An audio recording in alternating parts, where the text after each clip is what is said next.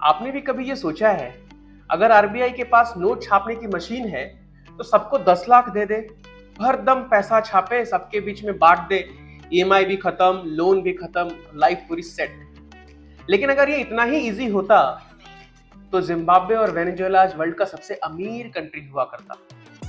क्या हुआ उन देशों के साथ और आरबीआई क्यों नहीं छापता ज्यादा पैसा? आज की इस वीडियो में हम बात करेंगे उसी टॉपिक के ऊपर, जिसमें फैक्ट्स भी है, स्टोरीज भी है और समझ भी है। नमस्कार, मेरा नाम है रोशन और आप देख रहे हैं Roshan talks finance. Today we are discussing about why RBI can't print more money and distribute among the public.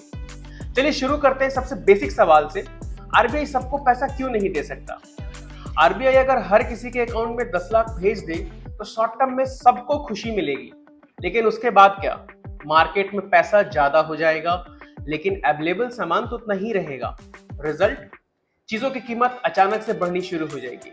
इसे कहते हैं इन्फ्लेशन। एग्जाम्पल के लिए, आज एक चॉकलेट की कीमत मान लेते हैं 100 रुपए है और अगर सबके पास 1 लाख रुपए आ जाए तो सब उसी चॉकलेट को खरीदना चाहेंगे। डिमांड बढ़ जाएगी लेकिन सप्लाई तो वही रहेगा। चॉकलेट अब 100 रुपए का नहीं 500 रुपए का हो जाएगा। मतलब मार्केट में पैसा तो बढ़ा लेकिन सामान की संख्या नहीं बढ़ी तो वैल्यू उतनी ही रह जाएगी। मतलब पैसा तो बढ़ा पर वैल्यू नहीं।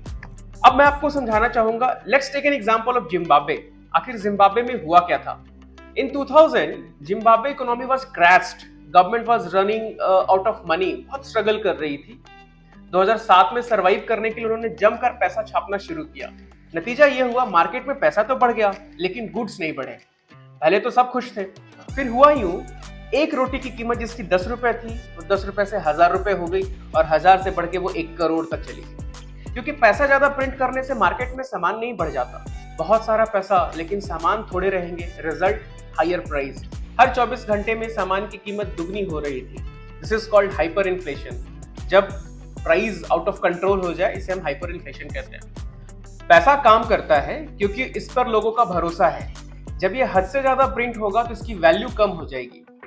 2008 आते आते एक ब्रेड की कीमत 35 मिलियन जिम्बाब्वे डॉलर हो चुकी थी। Inflation was somewhere around 79.6 billion % था। सरकार ने 16 जनवरी 2009 को वर्ल्ड की सबसे बड़ी डिनोमिनेशन की करेंसी $100 ट्रिलियन की नोट तक को प्रिंट कर डाला, लेकिन वहां की करेंसी अपनी वैल्यू नहीं बचा पाई। रिजल्ट, दुकानों ने लोकल करेंसी लेनी बंद कर दी, लोगों का विश्वास वहां की करेंसी से उठ गया। 2009 में सरकार ने अपने हाथ खड़े कर दिए और उन्होंने अपनी लोकल करेंसी का सर्कुलेशन बंद कर दिया और फॉरेन करेंसी का यूज शुरू किया, लाइक यूएस डॉलर। जिम्बाब्वे के बाद वेनेजुएला ने भी यही गलती रिपीट करी।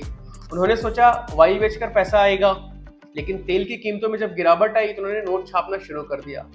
लोग नोट जलाकर घर को गर्म करते थे क्योंकि एलपीजी नहीं था और नोट की कोई वैल्यू भी नहीं बची थी। उस वक्त 1 केजी राइस की कीमत 2 वॉलीवर वहां की करेंसी से बढ़ के 10 लाख वॉलीवर हो गई थी। इन्फ्लेशन इतनी थी कि बैंक में पैसा डालने का मतलब था कि अगर आपने आज के दिन में 100 रुपए डाला तो कल उसकी वैल्यू 50 रुपए हो जाती। तो आरबीआई ये सब क्यों नहीं करता? क्योंकि आरबीआई का काम है मॉनेटरी स्टेबिलिटी मेंटेन करना। पैसा सिर्फ तभी छापना चाहिए जब इकोनॉमी में वैल्यू क्रिएट हो रही हो। अगर बिना प्रोडक्टिविटी के पैसा छापोगे तो पैसे का वैल्यू गिरता है और आपकी सेविंग भी। नोट छापने से पैसा बढ़ता है पर सामान नहीं। पैसा बांटने से गरीबी नहीं मिट जाती, सिर्फ महंगाई बढ़ती है। जिम्बाब्वे और वेनेजुएला ने पैसा बांटा और उनके लोग भूखे मरने लगे। आरबीआई अगर सबको पैसा दे दे तो कल सब कुछ 10 गुना महंगा हो जाएगा। पैसा प्रिंट करने से देश अमीर नहीं बनता। देश तब अमीर बनता है जब लोग स्किल से, मेहनत से और वैल्यू क्रिएट करके पैसा कमाते हैं। उम्मीद करता हूं आपको ये वीडियो समझ आया होगा। ऐसे ही फाइनेंशियल मिथ को बस्ट करने के लिए आप हमारे वीडियोस को देखते रहें। वीडियो अच्छा लगा हो तो लाइक करें, शेयर करें, सब्सक्राइब करें। मैं हूं रोशन और ये था रोशन टॉक्स फाइनेंस। Thank you.